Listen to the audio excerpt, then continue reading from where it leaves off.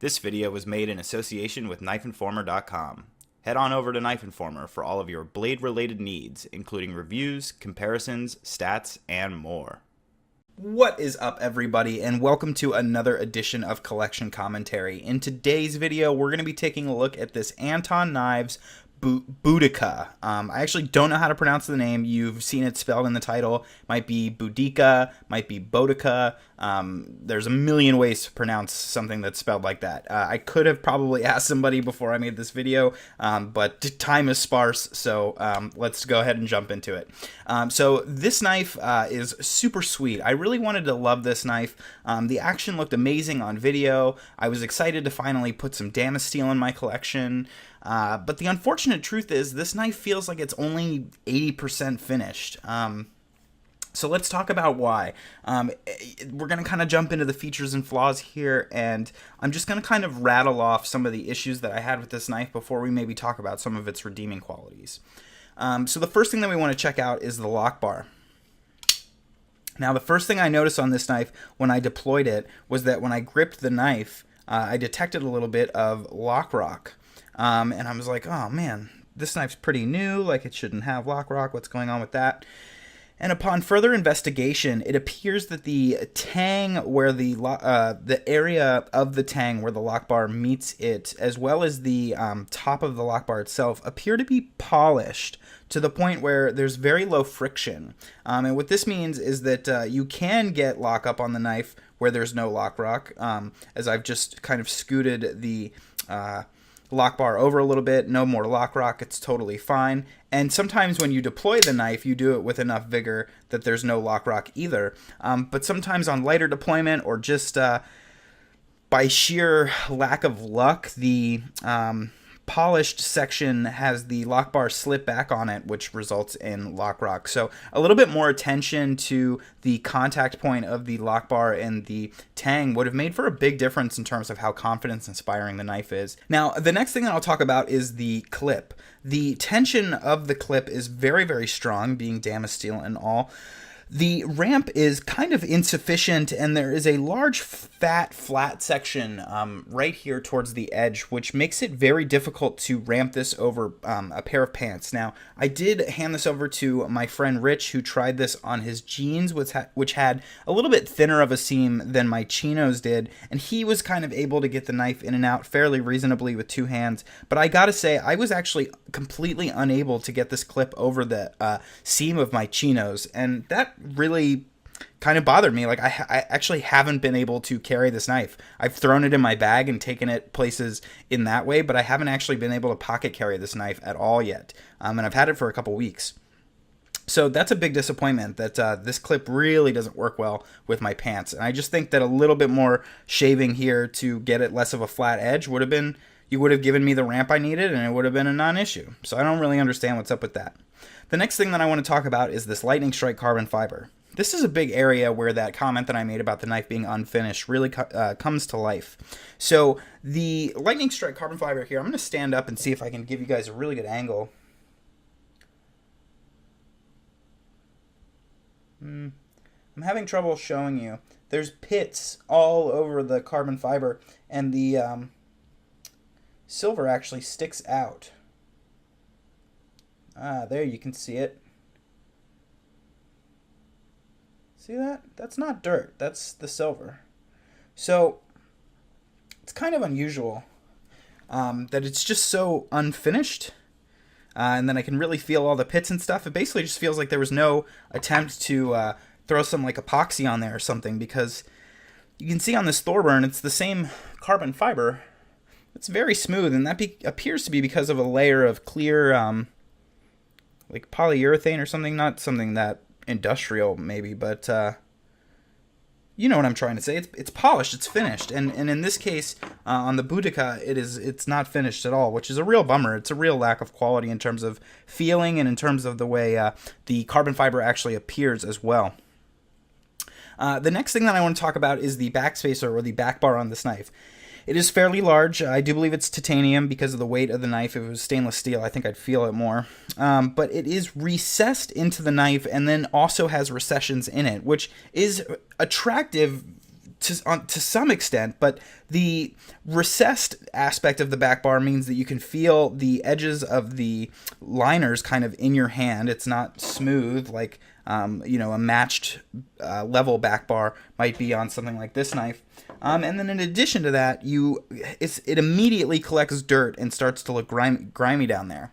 And frankly, I don't want to have to disassemble my knives all the time to clean them. Every once in a while, sure, but gets pretty grimy pretty fast when you have not only the whole bar recessed, but then also further recessions in there. Just seems like something that wasn't maybe entirely thought out. And then, of course, the back bar almost gets even up here, which is just kind of a lack of attention to detail. Not a big deal. But moving on, the etch on the Damasteel. Now, I have to put in a caveat right here. 1, I'm not a knife maker. 2, I have never etched any type of steel ever. I've never metalworked. I've never done any of this stuff, and I have no experience with what I'm about to say. All right, so if what I say is completely wrong, say so down in the comments. I'll be the first one to admit that I was wrong. I am totally talking out of my ass here.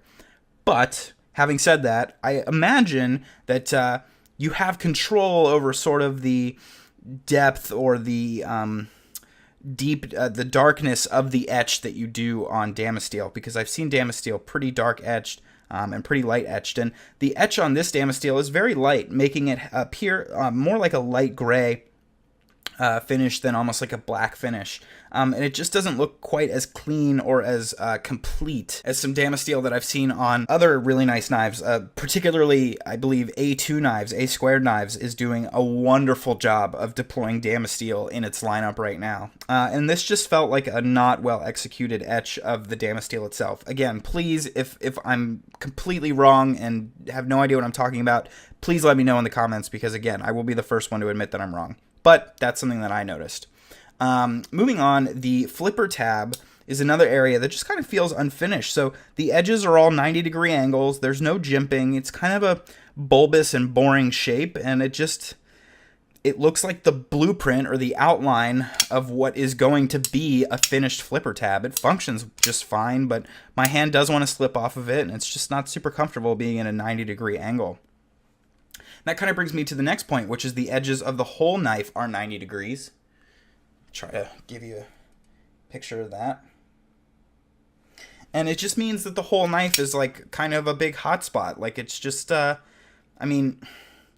not really hot, but like everything is just a sharp 90-degree edge. There appears to be no attempt to kind of soften the edges at all. And this is a similar flaw on another knife that I have, my Francois Masson Tanto, which I don't have in arm's reach right now. But that knife as well is a South African custom with a pretty steep price tag. And to have completely 90-degree angles all the way around it just has a really unfinished feel to the knife. And finally, the anodizing. You can see here on the spine that it appears that he went for a blue color anodizing all the way around the knife, but up here towards the, on the lock bar and towards the little divot for your thumb, and then up here towards the roof here, the anodizing appears to be off color. Over on the right here, it's kind of bronze, almost to the point where there's certain spots where it wasn't anodized at all. And then over on this side, it's like kind of a magenta, and then you get a little bit of mix of both of those colors in there. And you know, anodizing is something that you can make a mistake on and try again, and you can do it, 10 times to get the right one. And it just seems like pretty much a lack of effort, especially for something that's, it's a handmade custom. His eyes were on this knife all the way through the making of it, and it's just like, why didn't you just throw it back in the bucket and, take it out, clean it again, make sure everything is put together right, and throw it back in there and re-anodize it blue? It just seems, again, like a lack of finishing. The knife does deserve its compliments, though. One thing I will say is that it has an absolutely amazing action. The knife fires open with really, really a lot of authority, and it drops shut so cleanly. It's truly a South African custom when it comes to the action. That is something that Anton definitely has down very well, and there could be slight improvements made in terms of how completely smooth it is, but yeah, he did a really good job. The action's fantastic. Another thing that I'll say is that the S-curve fitting between the scale and the bolster was done very well. I can't really catch my finger on it. any more than I can the voids of the carbon fiber. And he did that really well. That's super well executed. It's hard to get materials to match up like that, so he did a good job there.